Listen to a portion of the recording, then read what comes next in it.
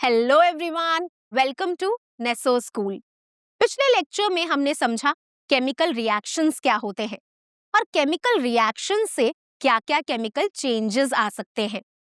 अब चलिए आगे बढ़ते हैं और समझते हैं केमिकल रिएक्शंस को इक्वेशंस की फॉर्म में कैसे लिखा जाता है।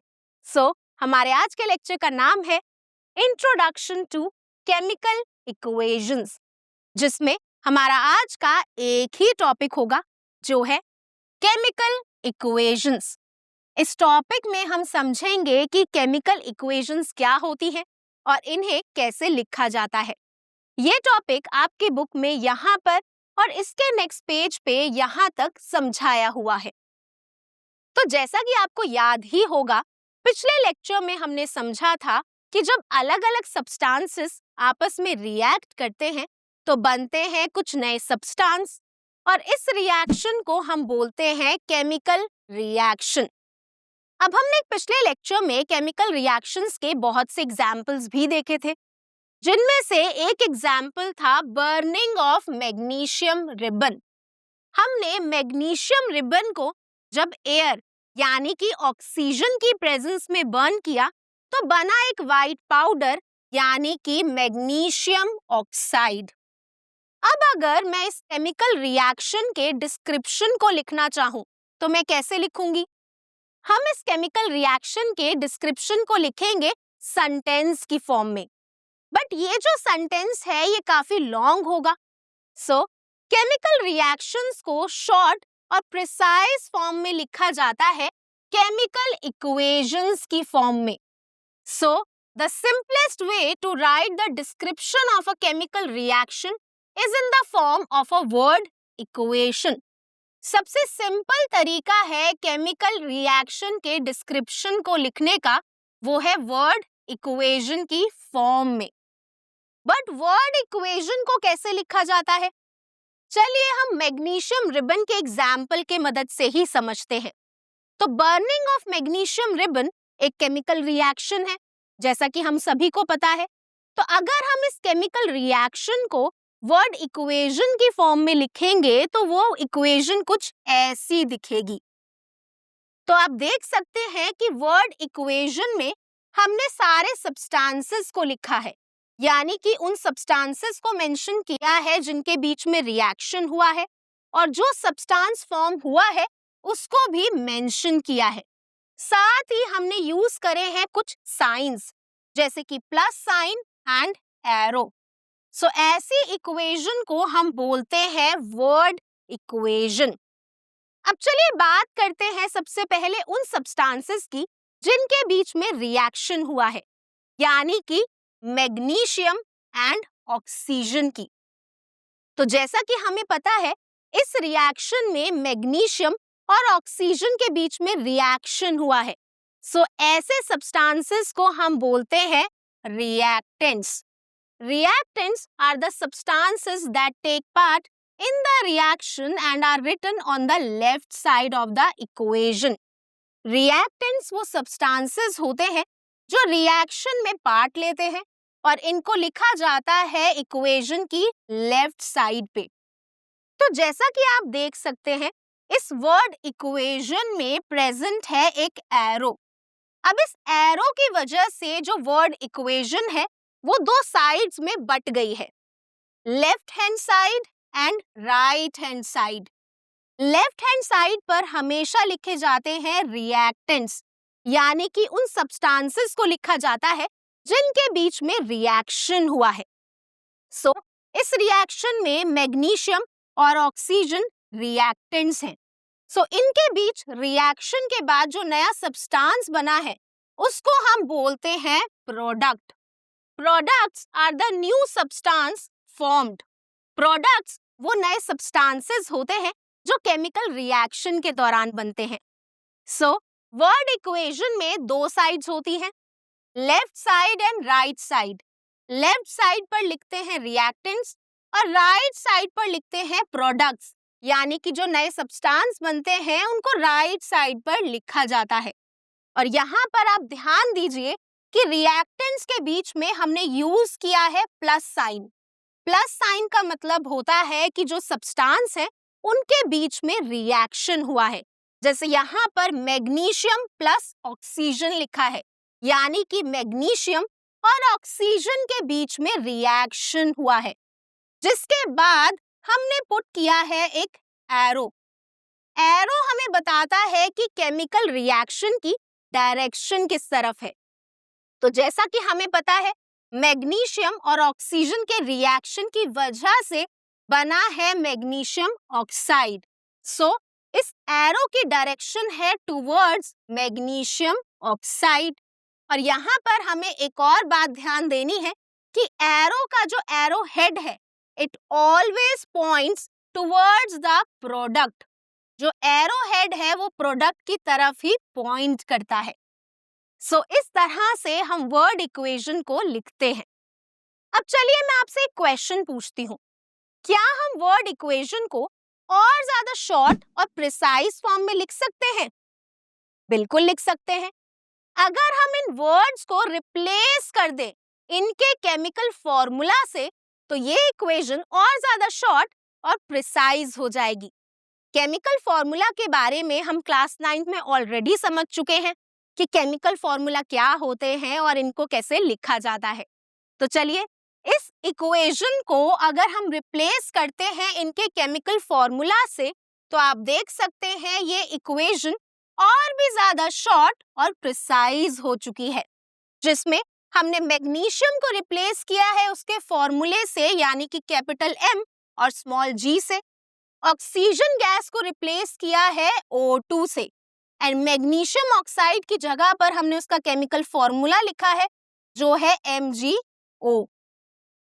सो इस तरह से केमिकल रिएक्शंस को केमिकल इक्वेशंस की फॉर्म में लिखा जाता है। अब चलिए आगे बढ़ते हैं और काउंट करते हैं नंबर ऑफ एटम्स। बट ये एटम्स क्या होते हैं? एटम्स के बारे में हम सभी ने क्लास 9th में समझा था। एटम्स किसी भी एलिमेंट का बिल्डिंग ब्लॉक होते हैं, यानी कि कोई भी एलिमेंट हो वो बना होता है बहुत सारे एटम से। अब यहाँ पर जो केमिकल इक्वेशन है इसमें भी अलग अलग एटम्स इन्वॉल्व हैं, जैसे कि magnesium atom and oxygen atom. But इस रिएक्शन में कितने मैग्नीशियम एटम्स इन्वॉल्व हैं, कितने ऑक्सीजन एटम्स इन्वॉल्व हैं, ये हमें काउंट करना है। तो चलिए सबसे पहले नंबर ऑफ एटम्स हम काउंट करते हैं केमिकल इक्वेशन की लेफ्ट हैंड साइड पे, यानी कि रिएक्टेंट्स में। तो सबसे पहले हम मैग्नीशियम के नंबर ऑफ एटम्स को काउंट करते हैं। बट नंबर ऑफ एटम्स कहाँ पे लिखे होते हैं? जो भी फॉर्मूला होता है उसके सबस्क्रिप्ट में, यानी कि नीचे जो नंबर लिखा होता है उससे हमें पता चलता है कि कितने नंबर ऑफ एटम्स इन्वॉल्व है। और अगर केमिकल फॉर्मूला के नीचे यानी कि सबस्क्रिप्ट में कोई नंबर नहीं लिखा तो हम उसको 1 कंसिडर करते हैं। सो मैग्नीशियम के नीचे यानी कि सबस्क्रिप्ट में कोई नंबर नहीं लिखा तो यहाँ पर हम 1 कंसिडर करेंगे। सो रिएक्टेंट्स में मैग्नीशियम का एक एटम इन्वॉल्व है। अब अगर हम बात करें ऑक्सीजन की, तो ऑक्सीजन के सबस्क्रिप्ट में 2 लिखा है, तो इसका मतलब ऑक्सीजन के 2 एटम्स इन्वॉल्व हैं इस रिएक्शन में। अब मैग्नीशियम और ऑक्सीजन के रिएक्शन के बाद हमें मिलता है मैग्नीशियम ऑक्साइड, जो एक कंपाउंड है। कंपाउंड बनता है डिफरेंट काइंड ऑफ एटम से, जैसे यहाँ पर मैग्नीशियम और ऑक्सीजन अलग अलग एटम्स हैं। सो इस सब्सटेंस को हम बोलते हैं कंपाउंड। अब कंपाउंड में जब हम नंबर ऑफ एटम्स काउंट करेंगे तो हम एक साथ नहीं करेंगे, अलग अलग यानी कि सेपरेटली हर एक एटम के नंबर काउंट करेंगे। तो सबसे पहले हम काउंट करते हैं मैग्नीशियम के एटम। अब मैग्नीशियम के सबस्क्रिप्ट में कोई नंबर नहीं लिखा है, सो इसका मतलब मैग्नीशियम का एक एटम प्रेजेंट है इस प्रोडक्ट में, और ऑक्सीजन का भी एक ही एटम प्रेजेंट है मैग्नीशियम ऑक्साइड में। अब यहाँ पर आप ध्यान दीजिए, इस रिएक्शन में मैग्नीशियम के एक एटम ने रिएक्ट किया है ऑक्सीजन के 2 एटम्स के साथ, जिसके बाद बना है मैग्नीशियम ऑक्साइड।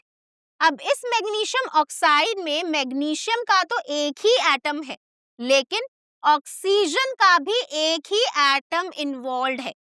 सो इसका मतलब LHS और RHS में ऑक्सीजन एटम्स इक्वल नहीं है।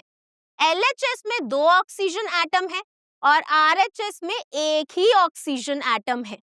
सो ऐसी केमिकल इक्वेशन जिसमें LHS और RHS में नंबर ऑफ एटम सेम नहीं होते, ऐसी केमिकल इक्वेशन को स्केलेटल केमिकल इक्वेशन बोलते हैं। सो अगर केमिकल इक्वेशन में LHS और RHS में नंबर ऑफ एटम सेम होते हैं तो उस केमिकल इक्वेशन को बैलेंस्ड बोलते हैं। लेकिन अगर नंबर ऑफ एटम सेम नहीं होते तो इक्वेशन अनबैलेंस्ड होती है और ऐसी इक्वेशन को स्केलेटल केमिकल इक्वेशन बोलते हैं। अब स्केलेटल केमिकल इक्वेशन को बैलेंस करना बहुत जरूरी है, बट स्केलेटल केमिकल इक्वेशन को बैलेंस कैसे किया जाता है और ये क्यों जरूरी है बैलेंस करना, ये हम आने वाले लेक्चर्स में समझेंगे। बट अभी के लिए हमें इतना समझना है कि केमिकल रिएक्शंस को लिखा जाता है केमिकल इक्वेशंस की फॉर्म में, जिससे वो और ज्यादा शॉर्ट और प्रिसाइज हो जाती हैं। अब चलिए आगे बढ़ते हैं और केमिकल इक्वेशंस के कुछ और एग्जांपल्स देखते हैं। अब जैसा कि आपको याद होगा, पिछले लेक्चर में हमने एक एक्टिविटी की थी जिसमें जिंक ग्रैन्यूल्स को हमने रिएक्ट कराया था सल्फ्यूरिक एसिड से। तो जब जिंक ग्रैन्यूल्स को हमने सल्फ्यूरिक एसिड से रिएक्ट कराया था तो रिलीज हुए थे हाइड्रोजन गैस बबल्स। सो इस रिएक्शन को जब हम वर्ड इक्वेशन में लिखते हैं तो हमें कुछ ऐसी इक्वेशन मिलती है जिसमें zinc plus sulphuric acid gives zinc sulphate plus hydrogen gas. अब चलिए इस वर्ड इक्वेशन को हम केमिकल फॉर्मूले से रिप्लेस करते हैं। तो जब हम केमिकल फॉर्मूला की फॉर्म में लिखते हैं तो हमें मिलेगी कुछ ऐसी केमिकल इक्वेशन जिसमें जिंक का फॉर्मूला है Zn और सल्फ्यूरिक एसिड का फॉर्मूला है H2SO4। H2SO4 जैसा कि आप देख सकते हैं, इस फॉर्मूला में 3 अलग अलग एटम्स इन्वॉल्व हैं, hydrogen atoms, sulphur atom and oxygen atoms. Hydrogen के 2 एटम, सल्फर का 1 एटम और ऑक्सीजन के 4 एटम्स मिलकर बनाते हैं सल्फ्यूरिक एसिड। सो Zn plus H2SO4 gives ZnSO4 यानी कि जिंक सल्फेट, और साथ में रिलीज होती है H2 गैस यानी कि हाइड्रोजन गैस। अब चलिए इस केमिकल इक्वेशन में नंबर ऑफ एटम्स काउंट करते हैं। तो अगर हम बात करें जिंक एटम्स की तो LHS में 1 जिंक एटम है और RHS में भी एक ही जिंक एटम है। हाइड्रोजन के LHS में 2 एटम्स हैं और RHS में भी हाइड्रोजन के 2 ही एटम्स हैं। सल्फर की अगर मैं बात करूं तो LHS में सल्फर का 1 ही एटम है और RHS में भी सल्फर का 1 ही एटम प्रेजेंट है। अब बात करते हैं ऑक्सीजन की। ऑक्सीजन के LHS में 4 एटम्स प्रेजेंट हैं और RHS में भी 4 ही एटम्स हैं। सो इसका मतलब ये जो इक्वेशन है ये बैलेंस्ड है क्योंकि इसमें LHS और RHS में नंबर ऑफ एटम सेम है। अब चलिए आगे बढ़ते हैं और देखते हैं नेक्स्ट एग्जाम्पल। अब आपको ये एक्टिविटी तो याद ही होगी जिसके एंड में हमें मिला था एक येलो प्रेसिपिटेट।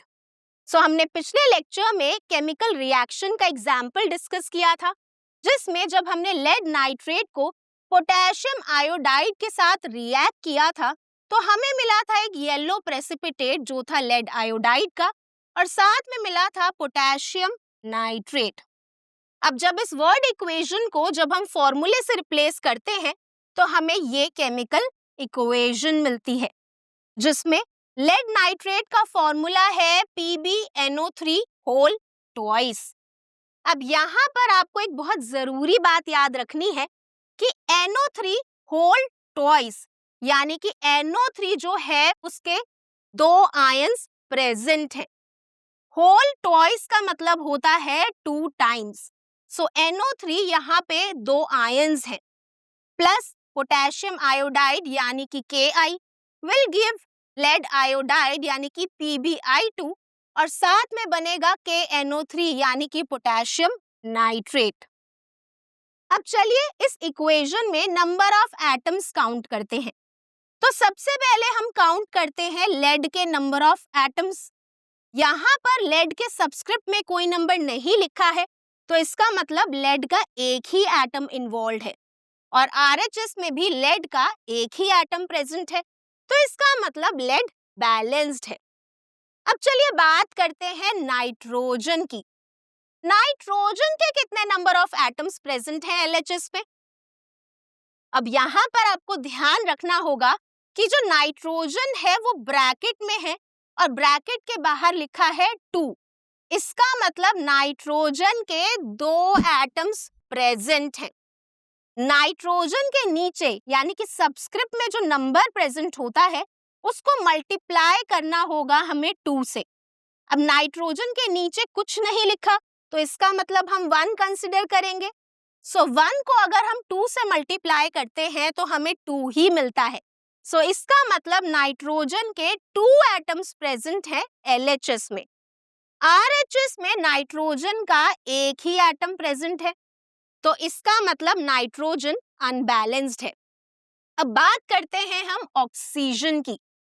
तो जैसा कि मैंने आपको अभी बताया, सबस्क्रिप्ट में जो नंबर होता है वो 2 के साथ मल्टीप्लाई होगा।